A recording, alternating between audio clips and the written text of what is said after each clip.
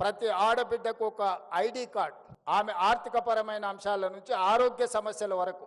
వాళ్ళకి ఏ రకమైన ట్రీట్మెంట్ ఇవ్వాలి, వాళ్ళ హెల్త్ కండిషన్ ఏంది, గతంలో వాళ్ళకి ఏ రకమైన పరీక్షలు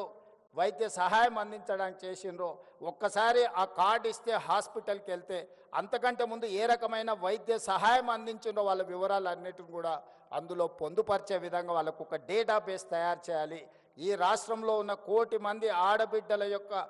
సంపాదన వ్యాపారంతో పాటు వాళ్ళ ఆరోగ్య సమస్యలు వాళ్ళకి సంబంధించిన మొత్తం డేటాను కూడా మనం కలెక్ట్ చేస్తే రాష్ట్ర ప్రభుత్వం ప్రత్యేకమైన దృష్టి పెట్టి నేను దివ్యా రాజేంద్రన్ గారికి సూచన చేస్తున్నా,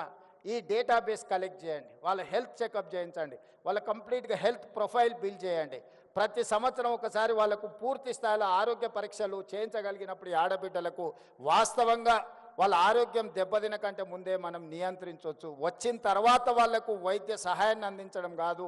వాళ్ళకు ఆరోగ్య సమస్యలు రాకుండానే ముందుగానే వాళ్లకు మనము ఆరోగ్యపరమైన సూచనలు చేయడమే కాకుండా అవగాహన కల్పించి